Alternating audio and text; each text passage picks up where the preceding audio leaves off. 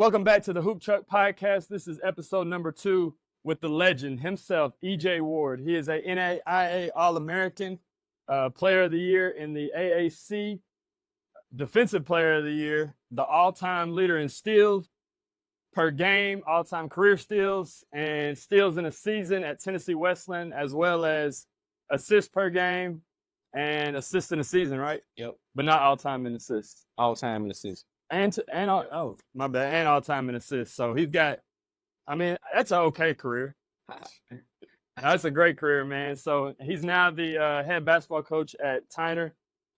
So we're just going to shoot around, talk ball.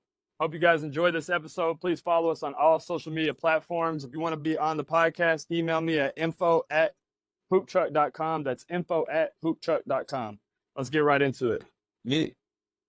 All right, EJay. So who started you off? Like, when did you start playing ball? Who put the ball in your hands? My dad put the ball in my hands. Of course, I watched my older brother Tyler play ball, but my dad started me off. Okay. How old were you? It's probably about 5 or 6 years old. My dad was working at East Lake Middle School, and I used to wake up in the morning times before school, and he had me dribbling in the gym. Nice. Rumor has it that your dad was like real tough, like working you guys out. Like, there was one rumor I heard when we was in high school that you was like moving cinder blocks around and all type of stuff like that. Yeah, definitely. My dad, everybody know him, Coach Ward. He definitely wasn't no joke living with him. His background was military. Him and my mom met in Germany, so he had that military background, and he just didn't play no games, man. But it all paid out for us. Yeah, because your brother played in college. You played in college. Your brother played football, right? My brother played football. I played basketball and football, and my sister played college basketball. Yeah, that's right. So y'all just got a family of athletes. Yep, just about. So you were a 3-sport star in high school, right? Yeah, I played basketball, football, and I ran track. Okay. Did you win any state titles on any of those? We won a state in track my senior year. Senior year? Yep, won a state in track. What'd you run? I ran the 4x1, the 4x4. Yep. So we won. We got first place in it. We beat Austin East. Austin East got second place in the track, but we won the state my senior year. Good deal. How far did y'all make it in football? Football, we made it first round against Maryville. Maryville? Yep. Up in Maryville, Knoxville area or whatever. Yep. Yeah, Maryville. They were pretty good, weren't they? Oh, real good. That was my best game. What'd you do that game? I had 3 touchdowns. Probably had 4 or 5 catches for like 210, 2 touchdowns, and I had a fumble recovery. 60-year-old fumble. Nice. So what was your basketball career like at Brainerd under Coach High? Like, when did you start getting playing time? Did you make varsity as a freshman? I dressed out a couple as a freshman. My 10th grade year, I started getting playing time. I was the 6th man my 10th grade year, and I started a couple games towards the end of the year. But I had a good career at Brainerd, as far as basketball. You put me out my senior year. we was gonna get to that. You put me out, man. So, but overall, man, I loved it at Brainerd. Especially playing for Coach High, legendary Coach High. When I was in middle school, I was staying with my mom in New Jersey, and I just couldn't wait to get down here to put on that baby blue and red. So, it means a lot to me, graduating from Brainerd and playing for Coach High. Yeah. So now you went from playing for Brainerd, and then East Ridge putting you out. We got to throw that in there. Because I used to beg my coach every year before the season started. I'm like, please get Brainerd on the schedule. Please get Brainerd on the schedule. And he was like, I'm going to try. And he never could. I don't know if it was on his end or Coach High's end, but we could never get y'all on the schedule. We played y'all when our freshman team played y'all when we were both freshmen at East Ridge. I remember I had 15 points. I did this little thing here, the little finger roll, and that's when my coach was like, oh, yeah, he can go. But then we finally played y'all my senior year because we played y'all and Howard on back-to-back nights. I play Howard all the time. Yeah, they were in our district. But we played y'all and Howard back-to-back nights in the regions. Yep. Beat y'all back-to-back. And I'm on record saying nobody else has probably ever done that, beating Howard and Brainerd back-to-back nights. Now, that's unlikely. Very unlikely. Very unlikely, especially around that time. But those were, that was like one of my favorite games playing in, just because I knew all you guys. Cleveland State. Yeah, yep, yeah, Cleveland State. Because I grew up, I was zoned for Brainerd technically, but grew up in Brainerd, going to the Brainerd Center, so I knew all you guys. and it was just so fun finally getting to play against you guys. Yep. Yeah, I had a really good team, man. You know, especially you, Big Phil. I mean, you two alone, man. Big Phil had a huge presence in the paint. So that was some good fun battles, man. Yeah, that was high school basketball, man. That was so fun, man. So now you went from playing at Brainerd to coaching at Tyner. Because you were coaching at Brainerd at first, right? You were the assistant at Brainerd for 4 years. Okay, the assistant under Brown. Coach Brown, yep. Okay, and then you got the opportunity to take the Tyner job. And how long you been there now? This is going on my 8th year. Dang, It's been that long, man. 8th year. So you're at Tyner 8 years, and you really, I mean, I guess they've never really had a real good basketball program before you got there. And from what I can remember, maybe early 2000s. Been pretty good. I would say they probably haven't had a consistent coach. You know, I've been there the longest, besides Coach Dillard. But you know, when I got there, the class that I was coaching, they had 4 coaches. You know what I'm saying? So I think from a coaching standpoint, they just really had no stability. Yeah, because then as a player, you don't have any stability either. Because you don't know what you're supposed to do, and so they always had talent.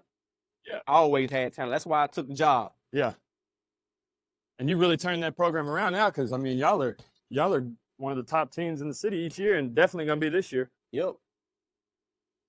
And you bring back that in this new age where kids can't get yelled at because they cry to their parents. You're still yelling at them, so you're bringing back that old school basketball. You got to be a little more careful with how you say stuff because you might get canceled or whatever. But you do a good job, like the fine line of, letting them know that you mean business, but they still know that you care about them. This is a tough love type deal. At the end of the day, you still gotta love on them.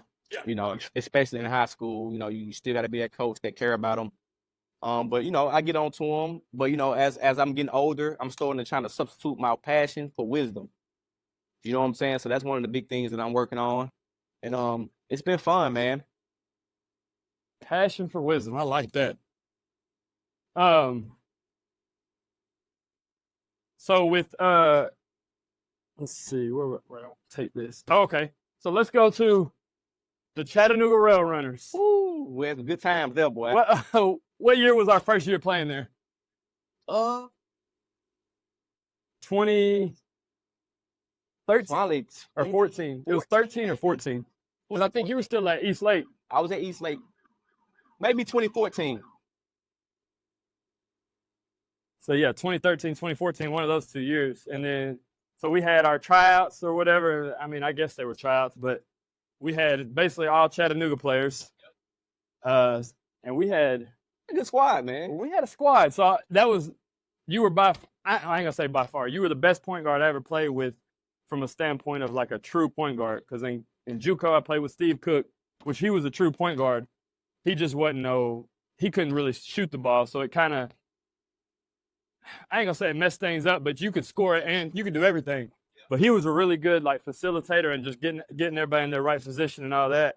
But when I got to play with you, it changed my whole perspective on point guards because, man, you better run. Because you're going to get the ball. You just, run hard. Go get the ball corner. You. Yep. Because at the Rail Runners, you average like, dang near a triple-double, right? Yeah, I averaged about 13, about 7 to 8. Because you got snubbed for MVP the second year, I think. Wasn't it the second year? Yes, over by a dude from Arkansas or whatever. Marquidris Wade. Yeah, something. Because they just gave it to him because he had the name. Yeah. But his stats weren't. And he was good. He was good, too. He was really good. Came from Arkansas, ACC player. Shout out to him. He's coaching at Alabama State right now. Yeah, he's the coach at Alabama State. But we had fun, man. It's a good league, man. It's a really, really good league. Me, you, Dante, Jonathan Adams, Big Rob, Big Phil, Alex Dean. Fred Sturdivant. Big Q.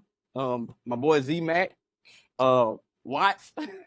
Hey, my boy Watts, man. My boy Watts, man. We had some fun times, especially, driving on the road trips. Oh, best times, man, driving to Indiana. I'm driving one truck. Jonathan driving another truck. But the fellowship, man, that was really, really, really, really fun, man. That was some of the best times of our life. I was teaching at East Lake, driving back from Indiana. 3, 4 o'clock in the morning, going straight to work. So I mean, it was some humbling times, but that's what made it special. When you love the game, That's what made it special. That's a bond that me and you share, me and Dante share, Jonathan Adams share. You know, we can always reflect back on times that we was together. Yeah. With old Paul, man, he was so funny, man, and on them road trips. I remember when we was on the way to, it was the second year we played. We were on the way to, it was probably Indiana or Bowling Green, one of the two. It was one of them longer trips. And we were putting him on, obviously he knows who Jay-Z is, but he had never heard Nice Watch. I remember this vividly. So you were sitting in the front seat, you start playing the song, and you keep pausing. You're like, you hear that, Paul? You hear that? And he was like, with the Gator Band, something Gator Band. And like, I remember that like it was yesterday, bro. And he was like, and he turned his hat backwards and he started bobbing his head. Paul, man. Shout out to Paul, man. Paul is crazy, bro. That was a fun one. And then that one, the tournament, we had to break into that apartment building. You remember that? Oh, Me yes. and Q broke it because they had the key. God. About 3 a.m, we got a game the next day. No key to where we're supposed to stay. We had to crack a window, crack the screen, get in there. That was crazy, man. Fun times, man. Yeah, definitely. We should have won, but the Indiana team, the Fever, or was it the Fever or the Indiana? No, it wasn't the Fever. That's their women's team. What was their team name? Forgot. Because Rod Wilmine or whatever, Wilmine. he's the one that coached it, but he had us scouted so crazy. Knew all our plays. They had a good team. He's like an NBA scout. He played in the NBA because he played at Indiana. Then he played for the Pacers and I think the Knicks, and then played for the Mad Ants, which is that D League team, and then coached over there. I can't even remember their name. Forgot the name. They was pretty good. They had a guy named Antonio Cannon. Man, I remember him. He was really, really good. Could shoot it, score it. He could do everything. That was he was real good. All right, so we talked about this on the first episode with Vic. He was one of your Brainerd alumni. My boy Vic. Yep. Yeah. Vic Taylor. Shout out to Vic Taylor. So we were talking top 5 Chattanooga players. We can say all time, like back to obviously maybe like Lightfoot, Coach Price era type deal, all the way to now. We were just talking, who's your top 5 Chattanooga players? Ooh, put me on the spot. Got to. Top 5. And there's no right or wrong answer. Everybody's got a different list, you know. I'm gonna have to start first. You gotta start with Harris Walker. Okay. Hey, I mean, you gotta start there first. Yeah. For me, All right. Harris Walker. I ain't arguing that. Man, Nick Ross. Ooh. I like Okay. Nick Ross. Nick Ross, Walking bucket. He's a walking bucket. I mean, he still get buckets to this day. Yeah. I got Harris. I got Nick Ross. This is tough, man. This is. It is. really- Because there's a lot, we're a small city, but there's still a lot of good players that have came out of here. Jeez. This is the same thing Vic did, so don't stress about it. This is tough, man. Because y'all got Brainerd's got. I mean, You Brainerd can- alone, I can name. you can top name- 5 exactly. from Brainerd alone. But Jake Scogan. Ooh. I like Jake. All them Scogan. boys, all them Scogan boys was Like, the good. Scogan boys is pretty good. Jake, which one was Jake? Was he Jake the, ended up going to Mercer.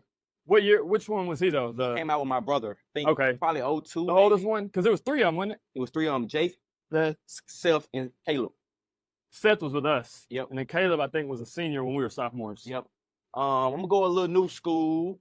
I like Big Brandon From Howard. from Howard. Okay. I like Big Brandon. That's a good one. I mean, he's still playing And- overseas.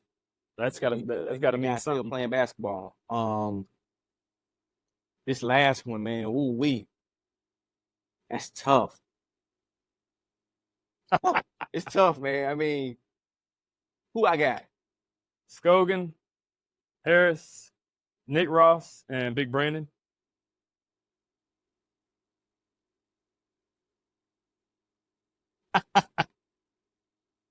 I don't know where to go, man. What about Lightfoot? Orlando Lightfoot. That's my guy. Because I I still talk to him to this day, man. That's my guy. as far as pro career, college career, high school career, Yeah, I mean, now, I know my Chattanooga people, they're going to look at the list and feel like I Oh, left yeah. somebody out. oh yeah, You there's know, always gonna be somebody left There's a out. lot of guys that's deserving of top Yeah. 5, and that's just, just 5 I could think about my head. Yeah. So I got Harris Walker got to be number 1. Yeah. Orlando Lightfoot, Jake Scogan, Nick Ross, and Big Brandon. That's a good list, though. I mean, that's solid. I mean, obviously people are gonna argue it, but that's like, that's a solid list. Yeah. We released. It's 1,000 names that we can go to. Yeah. Yeah. Oh, definitely. You got Johnny Goodman, CJ Black. So I just try to get some guys that I see. Jay Price. That I saw play. Because we didn't see him play, but we just know, McDonald's All-American. UT.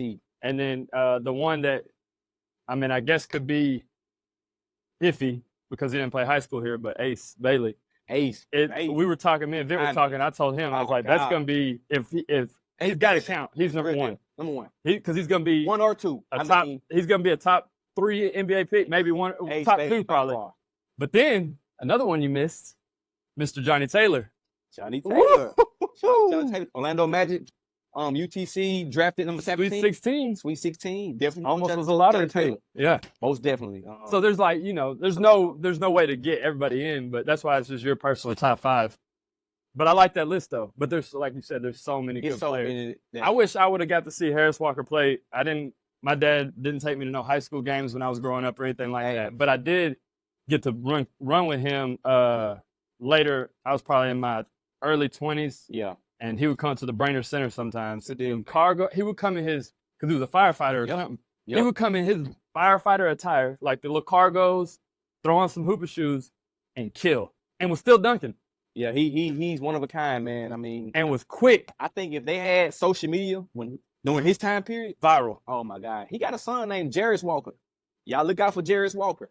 What year is he? He's 8th grade. He's at Macaulay right now. Ooh. That kid can get down. So, keep your eye out, keep your ears open. Okay. For Jarris Walker. Is he hooping or playing football? Hooping? Most definitely hooping.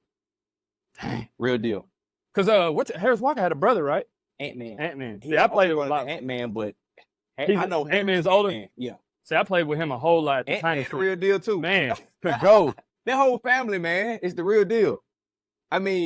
It's from, if you with the Brainerd, it goes Michael Jordan, Harris Walker, for me. I love it. He's the reason why, the generation behind him went to Brainerd. Yeah. Yeah, he was. What year did he come out? I think he came out 98. 98? 98, if I'm not mistaken. They lost to Vincent Yarbrough in the state. So when you say that name, this is all I think about. Kobe behind That's all I think about. Every time. How good he was, but you're like, Vincent Yarbrough, I'm like, bro, he got his career. He had a great career, but when you get like this to the league. Missed the league. This Kobe Bryant we're talking about. Yeah, this is rest in peace, man. It's Kobe Bryant we're talking about. He got him. He got him. I think he probably put him out the league on that dunk. He got him on. That's probably a top 5 Kobe Bryant all time play, or top 5 dunk all time for real though. Because come on now. And that was number 8 Kobe. Yep. With young Kobe with the Kobe, pro. He might have had Adidas on. Yeah. Vincent Yarbrough, man. Cleveland boys were good, man. I heard Cleveland was gonna put a statue of that dunk up. No, I'm just playing.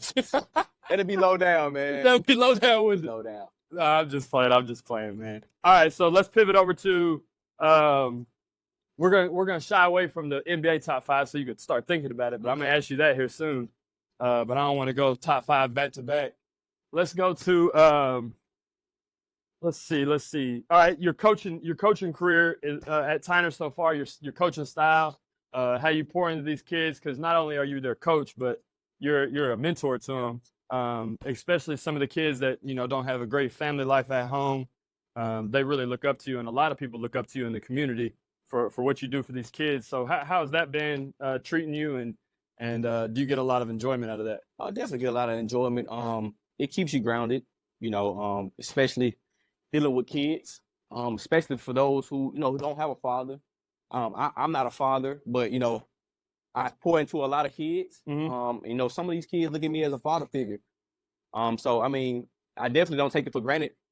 A lot of times these kids remember what coach said. I think coach said is the most 2 powerful words that you can say. They can go home and they say what he said, but they always remember what coach said. And just outside of basketball, I got a lot of students in the building that really loves me and care about me as well. And I just like being that pillow to the community, being access to these kids.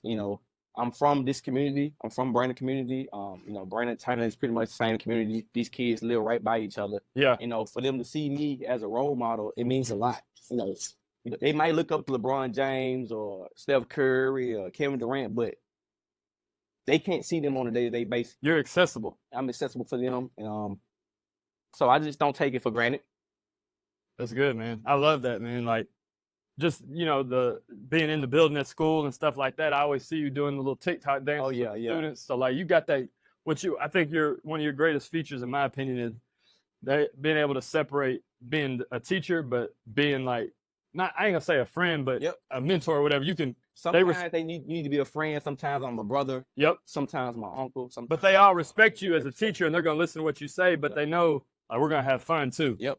And I think that's what makes you so good as a coach, as a teacher, and just a leader in the Chattanooga community as a whole.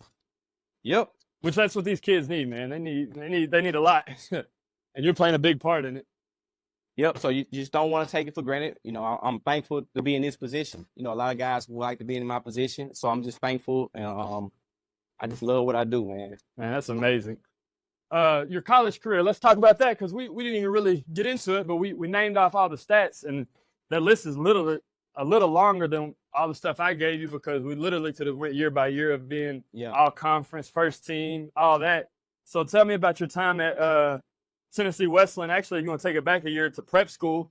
I read that article when I was doing the research for this episode that they had in the paper when your prep school shut down. Yep. So I'll start off in the prep school. I'm playing football. A lot of people don't know that.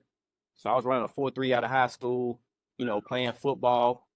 And I thought I was a football player. So I went there because I was a young senior. So I went to a prep school to kind of get that year back. In the process of that, I did good at the prep school, and the school ended up shutting down. So, it shut down during Thanksgiving. I didn't know what I would do. Out of nowhere, right? Out of nowhere. It just shut down. I was on the side of the road. My brother came and got me, and I just came back home. That was a low time in my life, man. Just not really knowing what direction to go in. So I ended up going to a JUCO. My boy Corey Hall got me set up with a JUCO at Northwest Community College in Mississippi. Mm-hmm. Kind of like Last Chance U. I mean, at the time, that team was pretty good. I mean, in that conference, you had LeGarrette Blount, a guy named Daniel Thomas, who's the running back for the Miami Dolphins.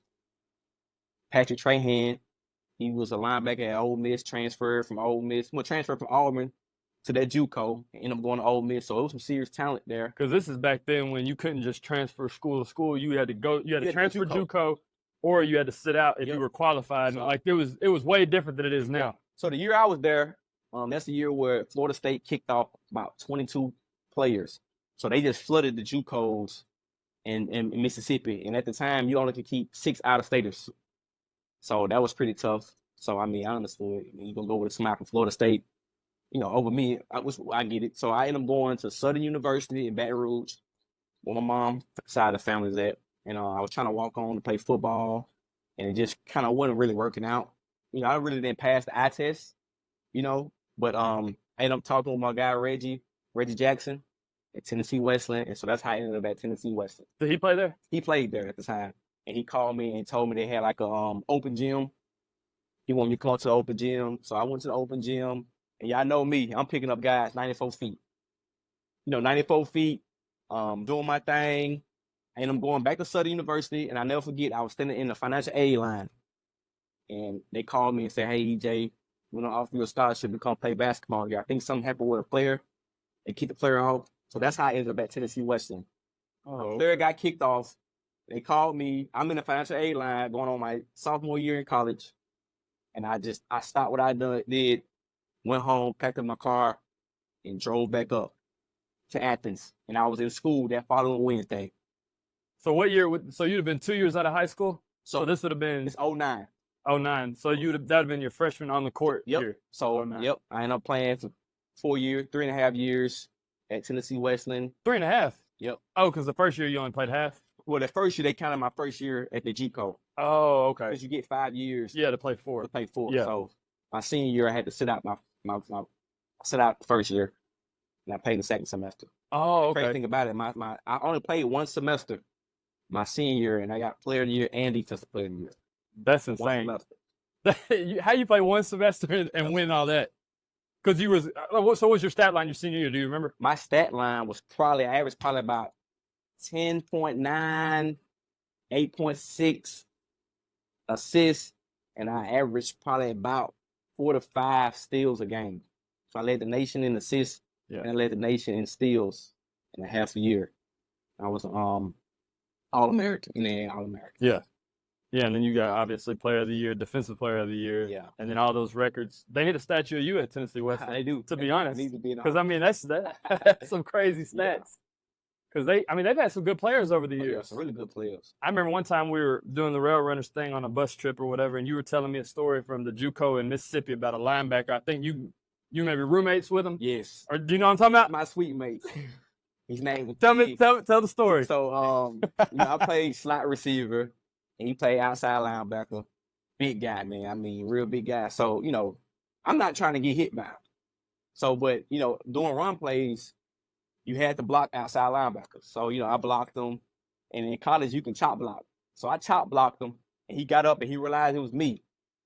And he looked at me, man. He said, okay, I got something for you. So we were sweet mates. So I'm using the bathroom. He come in the bathroom. We share bathrooms. And he said, baby boy, I can't wait to put these hands on you, baby boy. And to that day, man, I'm like, nah, you ain't touching me, man. You're not touching me. Because, man, JUCO football, man, is serious business. Like the last chance you're not getting on the field unless you hit 185. At the time, I had a small snatch you, but, I was really, really quick. I get in and out of cuts real fast. So you really could never get a real good, clean shot on me. And I never wanted him to touch me. Because I think if he probably would have touched me, he probably would have hurt me. Man, that's my boy, man. I remember. I still I think about every time I see you, bro. I think about you telling me that story, and I just died laughing, bro, because you were like, man, he was a big dude. He said we was in the bathroom. I was like, why do you have to tell you in the bathroom? What's the odds of us going in the bathroom at the same time? Because we were sweet mates, so we shared bathrooms, and he came in when I was in there, man. I'm like, dude, really? We doing this in the bathroom, man. But it was cool, man. Plenty of times, man. I had a long journey, man. That's amazing, man. So you after Tennessee Western, you graduated? I graduated. And what'd you do after that? I started substitute teaching at East Lake Academy. Mm-hmm. East Lake Academy for 1 year, and I transitioned over to the PE teacher at East Lake, and I was head basketball coach, head track coach, assistant football coach, and I was the assistant coach at Brainerd High School for those 4 years. So you were coaching at East Lake for 4? Yes, East Lake for 4, and at Brainerd 4. I was doing double duty. Okay. So now you're at Tyner. Have you had any kids that have went off to college that you coached at Tyner? Yeah, I got a kid right now. He's currently in college. Kobe Smith. He's in California. Is that the big? Yeah, that's the big. Yeah. Kobe Smith. Had a couple kids go to Chat State. Nigel Sturkey went to Pensacola College, JUCO in Florida. Had some guys that went off to school to play football. Solomon Bridgman, he played for me. He went to TSU, linebacker. And I had another kid, Josh Jackson, Mr. Football. He went off and played at SEMO. Now he's going to Connecticut Central. Is that the quarterback? Quarterback. Yeah. So where's he going now? He's going to Connecticut Central. Okay. Yeah. And he's still playing quarterback? Yes. Because y'all won state that year in football, right? Definitely won state that year. Yep. Because I remember seeing all the write-ups about him. Like he was him. He was good. So this year, you got a really, really good squad, don't you? Yep. So this year, you got everybody coming back for the most part. You're starting 5, right? Yes. Starting 5 coming back. Starting 5 and guys off the bench coming back. And so what's the season looking like? What are y'all's expectations? Man, the for the team. Expectations is what it's always been. Murfreesboro, man. Not only going to Murfreesboro, but going up to Murfreesboro and compete. Then we got a really good chance of getting to Murfreesboro and playing for the gold ball, man. That's what it's really all about. So who are some of y'all's guys this year? Who's your starting 5 this year? And some of your guys coming off the bench. Starting 5. Or you ain't really got to say starting 5 because That's a players, personal man, I question. mean, we Key got players. Rodney Henderson, a Darius Brewster, my nephew Cole Ward. You got Zion Pinkerton, Ricky Ooh. Harper. We got a kid named Gary Beeson. He's gonna be a sophomore. Micah Allen. So we got a pretty good team, man. Another guy named Kalante Moore looking to get more minutes. So we about nine deep. About That's 9 deep. solid. Yep. And y'all, man, there's not been teams that have been dunking like lately at all. Like I've seen high school guys, Mm-hmm. but the Pinkerton kid Pinkerton. can get up He can get up. like his dad could back in Look. back in the day, and, Yep. and Rodney obviously can get up. Yep, he can get up. Pink can get up. Rodney, of course, can get up. That's the guys that can get up. Yeah, y'all- Phil Long can get up, but Darius Bruce can get up there from time to time. But Yeah. yeah, he can dunk. I know I that's saw that crazy. the other He day. can dunk. So hopefully we can see an in-game dunk this year. Man, y'all might be bringing back some Brainerd vibes from back in the day with these Bring dunkers, back man. some vibes, a fun environment so guys can come watch us play. Are y'all gonna be? Is the new gym gonna be done by the season? Unfortunately, no. So y'all gonna be back in the old gym still? We back in the old gym. We won't go into the new building until after spring break. Okay, because that man with the sold out game in that gym, it needs to be bigger, It needs to be bigger. way bigger. Yes. Because it's a small. It definitely. I mean, it's not a small gym, but for what y'all are bringing in every night, I mean, y'all are Yep. selling out CSAS games, and that's the ones I always go to, and those games are packed, like shoulder to shoulder. Yep. So this past year, man, pretty much all our games was packed. Yeah. It was a good crowd. Pretty much every game that we played in. So we definitely need a bigger gym, but we're gonna rock out the old gym until we get to the new building. Man, it's gonna be. I look forward to seeing y'all play this year, man. That's gonna be fun because a lot of guys, like you were saying off air, a lot of kids left their school, so I mean it's wide open for you It's guys. wide open, man. So we just gotta take advantage of opportunity. We do have a good team, but at the end of the day, you still gotta play the game. You got any? Do y'all have any like out of district, out of region games scheduled that you can talk about? Like out of town teams or Hamilton Heights or something like that? We're looking to get Hamilton Heights on the schedule. That'll be a really good game. Shout out to my boy Steve Cook. Steve. We're gonna play McCauley this year. They have a really good coach and a really good team. We're gonna play in the Dr. Pepper's Classic. So I'm excited about that. Get some more exposure. We got Austin East on the schedule. So we got a pretty good schedule. Now, are y'all in the conference are y'all in district with Brainerd and Howard or just No, just Brainerd. just Brainerd? Yeah, just Brainerd. And then Howard, y'all are going to obviously play Howard though, right? Play Howard. Yeah. And then what about East Ridge? We got them on the schedule as well. Okay. I think they lost their best player too. Yeah, I think he's Hassani? going to North Jackson. Yeah, somewhere. Because I saw them play and I ain't seen him over there a couple days ago. Yep. So it's pretty wide open for the district for y'all because y'all won the district last year We won the district, but we lost in the region to to Brainerd. y'all lost. Oh, Brainerd beat y'all. Yep. Buzzer beat a shot. Kendrick Jones, I KD, remember. Yep. Was it in the corner? and of I course remember I saw that. I was there. And then who beat them? they lost to Austin East, and we lost to Alcoa in the sub-state. Alcoa, okay.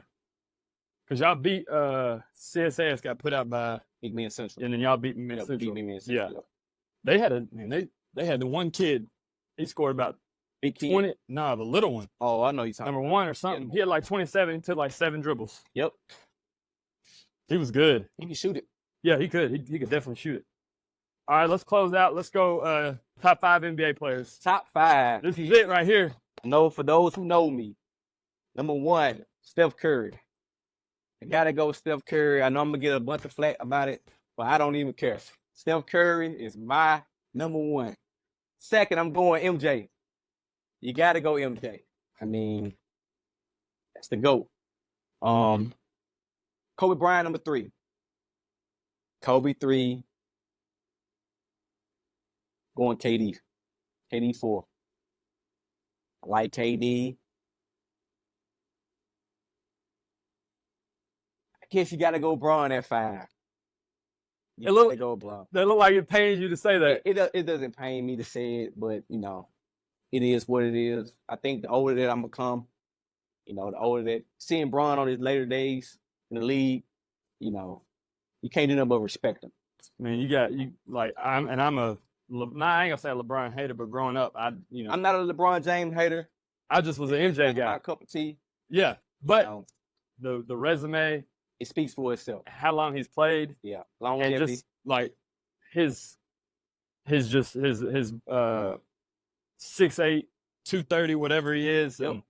Nobody's ever seen anybody move like that before. So I mean, a lot of it comes from I'm a Steph Curry guy. Yeah. They painted the narrative. Steph Curry, LeBron James. My guy got 4, man. So and is the greatest shooter to ever walk this planet. I mean, and it's not even close. It's not even close. It's not even close. It's not even close. I know nobody's gonna beat that record. Dame Lillard, all these guys. Nah, we ain't got to say none of that. One thing that ticked me off. I want to ask you, man. Steph Curry or Allen Iverson? Curry. That's been a debate on Facebook. We was debating that in the Rail Runner days. On the bus. AI. I went with 3 because of AI. Steph Curry. AI even said not it. Even close. No. AI even not said even it. Close. They're 2 different players. AI changed the game 1,000%, but Steph changed the game in an even bigger way because now everybody shoots threes. That's what I'm saying. You got to take threes. You got to be able to shoot if you're gonna play in the league. Just the basketball aspect of it. But Iverson doesn't like it. Iverson was that dude. Iverson had the signature crossover against Jordan. I mean, yeah. I know I went back in my backyard, doing the. Yeah. I mean, AI, they both changed the game, but I mean, Curry has changed a generation. He changed. Basketball was kind of down. Yep. Because now he gives access to guys that are 6'3". Yep. And if you can shoot it, you can play. Yep. That's why I tell my kids and anybody that asks me, like, how can you play in college? Shoot that thing. You gotta be able to make wide open shot. Yeah, and play defense. At some sort of level of defense. Yep. But if you can shoot it, you're gonna play somewhere because you got it. Not everybody can shoot it. Yep. Man, that's KD. Now that could be debatable. But he is definitely one of the greatest scorers to ever. People give KD a hard time, man. I don't know. They do because he went to Golden State after he got beat by OKC. But who cares? It was the right basketball. Hey, and when you look back on it, he should have stayed. Should have never left. You already did it. Why leave? He should have never left, man. Never left. I had to pick KD in there. That's just my opinion. 7 foot. He pretty much can do everything anybody can do. Yeah. So, I mean, I just like KD. Outside of that, I would probably have to say one of my favorites is definitely AI. But Steve Nash, man. Really? Steve Nash. So I saw this debate the other day on, it was either on Instagram or TikTok. Rondo or Steve Nash. And how they broke it down, it really made sense. It really made sense. Because Rondo could play defense. See, my game is similar to Rondo. There you go. That's who my game is really similar to. But I mean, obviously not in there. You could shoot it a little bit. I could shoot more a little bit. I could, for our level of player, whatever. To respect him just a little bit, but I wasn't really I'm not coming to the game and just Yeah. I'd rather give you that pass or give him that pass. I love passing the ball. I love assists. I love it. And defense, obviously. And it's definitely defense. So my game is more similar to Rondo. But Steve, I've never seen that comparison of who's better. 90, 40, 50. And I was reading it. I was going through the video, then I was looking up the stats and just thinking about it. And I was like, if I started a team, who would I want my point guard to be? And me personally, I would go Rondo. You gotta go Rondo. He's better in the pick and roll. Well, Steve Nash is better in the pick and roll because he can shoot it. Yep. So Rondo, they can sag off, but Rondo's arms, he's probably got a 6'9" wingspan. He can defend it. He could do. And he's a true point guard. He's a leader too, man. And he could be an asshole, but a silent leader because he really ain't doing all that rah-rah. I think with that team that he had, the Celtics, he was very, very key for that team. They wouldn't have won it without him. And he was very solid. And I think, the first year they did all right, but I think when he took that next step, I think that's when they became a better team. But that's Steve Nash, man. But you can argue that Steve Nash stole a MVP from Kobe. I don't want to get into that because I got a lot of friends that's Kobe fans, and I love Kobe, so I don't want to get into that. Because he definitely Steve getting both of those was diabolical. It was tough, but Steve Nash was the real deal, man. I mean, he made Amari Stoudemire look like a god. He got him paid too. I mean, he had Sean. They had a decent team though. They had Sean Marion with that weird shot. They had Quentin Richardson stroking the three. Yep. They had Channing Frye when he was in his prime. Had a good team. They had a really good team. They Rajay just, Bell. yep. Rajay Bell. Trying to guard Was Kobe. Barbosa on that team? Barbosa was off the bench. They had a solid team. Yeah. But they just couldn't ever get over the hump, though. Yeah. They could not get over the hump to get that championship. Yep. But that, man, that was the Rondo, Steve Nash thing was something That's I good, never man. thought I'd ever think about. That's a good. If you looking for a defensive-minded guy that can still do all the other things, the little small things to win games, Rondo. But Steve Nash offensively, man. The only way Rondo gets him is because he played defense. Yeah, because, I mean, Steve Nash is one of you the, can just pick on Steve Nash. he's one of the better shooters. Oh, my God. He's point guard shooters of all time. Like, can shoot it. The fact that him and Dirk didn't work out was crazy. Yeah. I think it was too soon in his career. Because when he got the Phoenix and that the D'Antoni style offense is when he flourished. Yeah. Yeah. Because him and Dallas, if Dallas would have played more up tempo like that, I think that would have been nice. So that was a good little debate right there. It's good debate, man. All right, so what is your favorite hoop shoe of all time? If you could only play basketball in one shoe for the rest of your life, what shoe would it be? Favorite hoop shoe. Man, that's tough.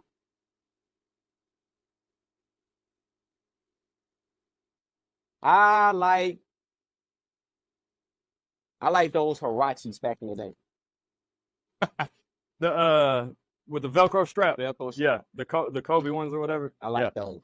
That was the same answer Vic gave. That's Vic funny. answer? That's my favorite hoop shoe too, because same era. that was So we played. I had those my junior year and my senior year. Yep. Those were by far the best hoop shoes ever. All right, so let's go. Let's see, favorite hoop shoe. What is your favorite Jordan number and colorway, like all time? Jordan Breads, man. The Jordan Breads. Which one? What number though? What number was the 11s? Yeah, 11. 11s. The Yeah. patent leather. Patent leather one. That's your favorite. Favorite of all time. Favorites. Outside of that, I love Jordan 1s. Yes. Love I feel like Jordan 1s made a huge comeback in the last. huge comeback.